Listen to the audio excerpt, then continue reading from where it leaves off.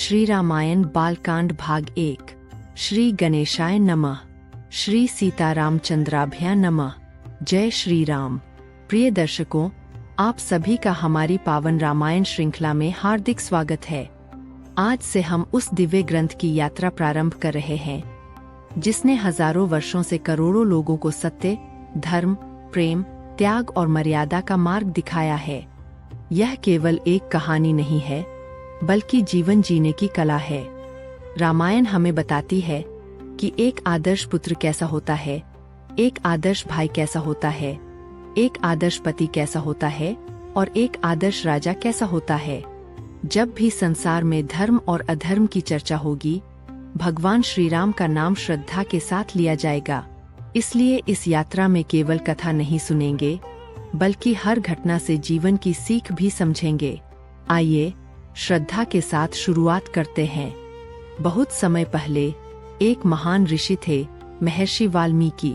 लेकिन क्या आप जानते हैं कि वे जन्म से महर्षि नहीं थे। लोक कथा के अनुसार वे पहले रत्नाकर नाम के एक व्यक्ति थे जिन्होंने तपस्या और ईश्वर भक्ति से अपना जीवन बदल दिया।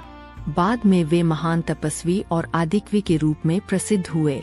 एक दिन महर्षि वाल्मीकि के मन में एक गहरा प्रश्न उठा। उन्होंने सोचा, क्या इस पृथ्वी पर कोई ऐसा मनुष्य है जो हर दृष्टि से आदर्श हो, जो सत्यवादी भी हो, वीर भी हो, करुणामय भी हो और धर्म का पालन भी करता हो। इसी जिज्ञासा के साथ उन्होंने देवर्षि नारद से प्रश्न किया। उन्होंने पूछा, हे देवर्षि, क्या इस संसार में कोई ऐसा पुरुष है जो गुणवान हो, पराक्रमी हो, सत्य का पालन करता हो, अपने वचन का पक्का हो, सबका हित चाहता हो और जिसका चरित्र निष्कलंक हो? देवर्षि नारद मुस्कुराए। वे बोले, हाँ, ऐसे पुरुष हैं। वे अयोध्या के सूर्यवंशी राजा दशरथ के ज्येष्ठ पुत्र श्री राम हैं। इसके बाद नारद ने महर्षि वाल्मीकि को श्री राम के जीवन का संक्षिप्त परिचय दिया।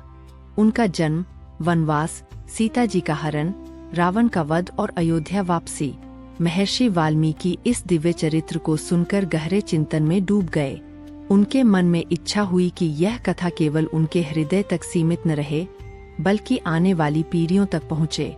कुछ समय बाद वे अपने शिष्यों के साथ तमसा नदी के तट पर पहुँचे।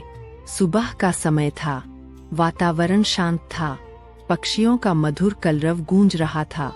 तभी उनकी दृष्टि क्रौंच पक्षियों के एक जोड़े पर पड़ी। दोनों प्रेम पूर्वक साथ थे। उसी समय एक शिकारी ने तीर चलाया और नर पक्षी भूमि पर गिर पड़ा। मादा पक्षी का करुण विलाप सुनकर महर्षि वाल्मीकि का हृदय द्रवित हो उठा।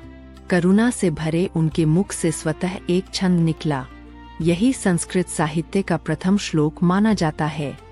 यह घटना केवल एक पक्षी की मृत्यु नहीं थी, यह करुणा, अहिंसा और संवेदनशीलता का संदेश थी।